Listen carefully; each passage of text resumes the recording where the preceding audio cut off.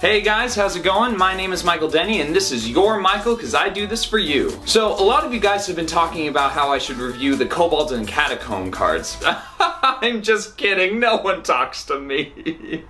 So the newest Hearthstone expansion, Kobolds and Catacombs, has finally come out. So I figured now is the best time to do my top 10 cards of the newest expansion. This is solely an opinion-based review, so don't take it too personally. I really only know Arena that much, so I'm not as well versed in Constructed. Ugh, what the heck am I saying? Constructed. So bear with me here. These are just the cards that I would think would kill in Arena, and maybe will be really good in Constructed too. Who knows? Alright, I'm gonna start trying to do a thing where I have the picture up. So let's see how it works. So without further ado, let's get started. Number 10, Voidlord. So this card is just a big block.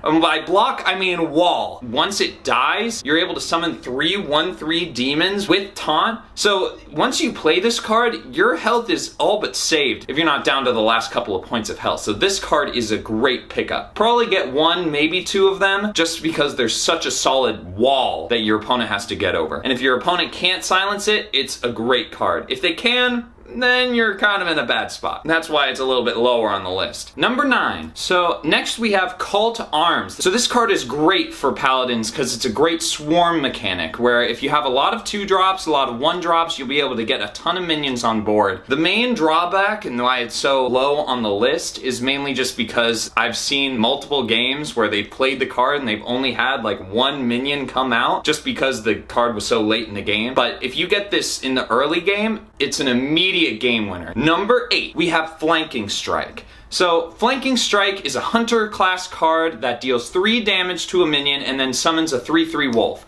This card is actually ridiculous. To be able to summon a monster as well as take away your opponent's monster, it's absolutely insane for Arena. It just has so much value and it takes away any small minion and summons your own minion. That's a beast as well, so it has great synergy with Hunter. I've already played Hunter with 2 of these cards and I already have 11 wins in the Arena. Believe me, it's a really great card. I think anyone should draft this card immediately. Number 7. So next up on the list is Twilight Acolyte. Twilight Acolyte is a great card because it's pretty much the effect of Peacekeeper, but even better because you get to swap attacks. Your minion now gets whatever attack your opponent had. The only time it's bad is when your opponent only has 0 attack minions or 1 attack minions. Other than that though, it's an amazing card. It's able to take away any big drop and then you get a big drop immediately for only 3 mana.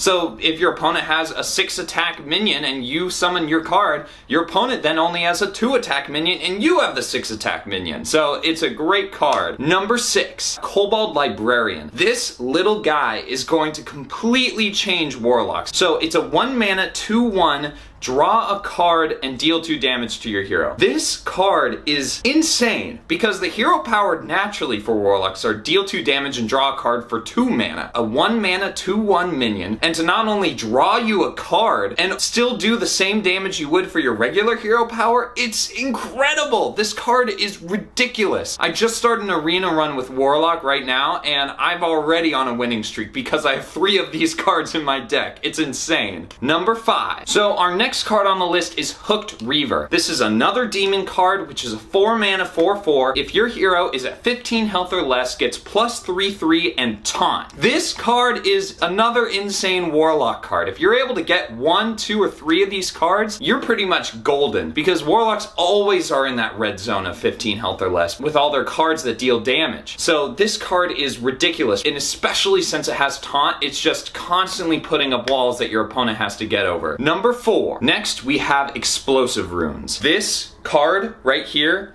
is ridiculous. So much value in this card. It's a 3 mana fireball pretty much with a burn effect. It's just so versatile because you play this card as a secret, then your opponent plays, let's say, a 5 health minion. Then it's died and your opponent gets 1 damage. Let's say your opponent plays a 1 health minion. It dies and your opponent gets 5 damage to the face. It's an insane card just because you're able to play it and not have to worry about any of the consequences. The only time it doesn't work is if your opponent plays like like a 10 health minion. But other than that, they're going to be too scared that you have Mirror Entity, and so they're going to ignore that and play a small minion first, and then you just get damage to the face, which is awesome. Number 3, my next card is Aluneth. I guess that's how you pronounce it, I don't know. Aluneth is a 6 mana mage weapon with 0 attack and 3 durability. The effect of drawing 3 cards at every end of your turn is insane. It's an amazing ability that you're able to constantly refresh your cards. So late game, it's amazing. Mid game, it's amazing, just to constantly refresh your hand. The main thing that's great about this card is that your opponent either has to destroy it immediately or has to just let it go. Because the only downside of this is that you could maybe just draw too many cards and your cards start blowing up, or you draw out your deck. So those are the only downfalls of this card. But your opponent is conflicted because they can either destroy it immediately or just let it go. So if they destroy it immediately, you immediately get so much value because you've already drawn like 3 to 6 cards. And if they let it go and you have enough cards to get out of your hand all the time, you're going to be able to outvalue your opponent into the end game and beyond. Number 2, Duskbreaker, the newest crazy card of Kobolds and Catacombs. This card is ridiculous. I've played a Priest Arena and I was able to draft 2 of them plus a couple of dragons, and immediately you just win the game. Like, that's it. It's just such a good card because it's a Flame Strike plus you play a minion. The only downside that this card has is if it only works as if you have a dragon, which Priest now has a ton of, and it kills your own minions, so you can't play it while you're ahead on the board. But if you're already ahead, then it doesn't matter. So this card is an all-around great card. You can't win if you're facing an opponent that has these cards plus dragon synergy. There's no way. You might as well just give up. And my number 1 pick for the top 10 best Kobolds and Catacombs cards is Psychic Scream. This card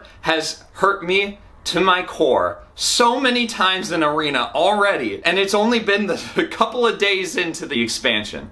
So this card is ridiculous. It not only takes away all minions on the board for only 7 mana, and then you're able to play another minion after that, but it puts all of the minions into your opponent's deck. I can't tell you how many times I was getting played against a priest and they took away all of my tokens, and I ended up drawing turn after turn the tokens that I had on the field, and to draw a 1 mana token is the most enraging thing that could ever happen. This card has pissed me off so many times because not only does it take away the board, but it also makes you suffer in the future. So this card is amazing. I hate it so much, and I can't wait to use it on other people. Oh god. Alright guys, so those are my top 10 cards that are going to kill in Arena and maybe constructed. That are going to kill in Arena and also maybe constructed, who knows. But I hope you guys liked it. If you guys want to follow me, my Instagram is @Michael_Denny3, and same as my Twitter. And if you'd like, you can also visit my Patreon page, that's open. Let me know what you guys want me to talk about next, and I will see you guys on the next video.